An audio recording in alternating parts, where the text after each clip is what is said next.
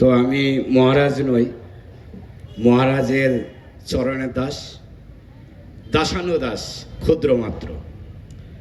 তো সাধারণত বৈষ্ণব সমাজের মানুষ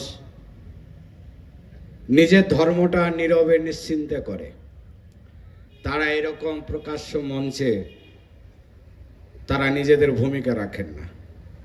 তো আমিও সেই বৈষ্ণব সমাজের একজন, তাদের চরণের দাস হয়ে ভগবানের চিন্তায় মগ্ন থাকি।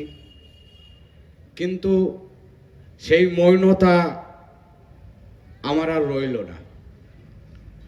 যেদিন আমাদের বৈষ্ণব সমাজের একজন প্রভুকে অন্যায়ভাবে সেই কারাগারে বন্দি করল, সে আমার প্রিয়তম, আমার আদর্শ বলতে পারেন, সেই চিন্ময় প্রভু, যিনি নির্বিচারে মানে কোনো বিচার ছাড়া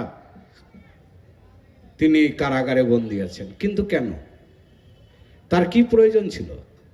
তিনি তো একজন ত্যাগী ব্রহ্মচারী, তার প্রয়োজন ছিল কি কিছু?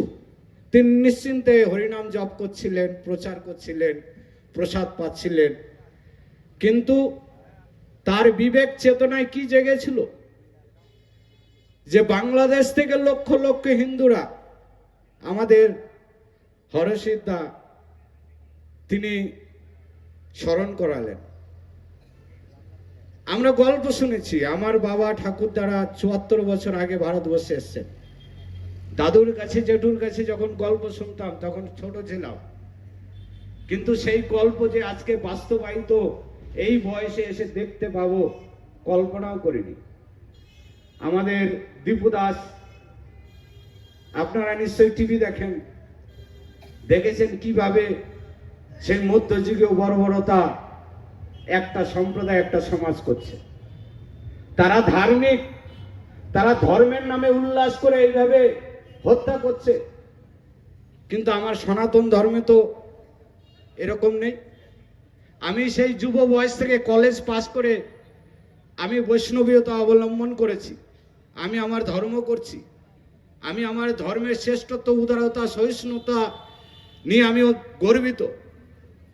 কিন্তু সেই সহিষ্ণুতাকে একটা সমাজ, আমি কোন সমাজের কথা বলবো, অন্য কোনো সম্প্রদায় বা ধর্মের লোকের কথা বলবো না। উত্তরপ্রদেশের যোগী আদিত্যনাথ সুন্দর একটা কথা বলেছেন যে ভাই, সাধারণ মুসলিম বা অন্য কোনো সম্প্রদায় জাতির প্রতি আমাদের কোনো বিদ্বেষ নেই, তাদের সঙ্গে আমাদের কোনো দ্বন্দ্ব নেই। আমাদের দ্বন্দ্ব, আমাদের বিদ্বেষ, আমাদের সর্বনাশ তারাই করে যারা পলিটিক্যাল মুসলমান।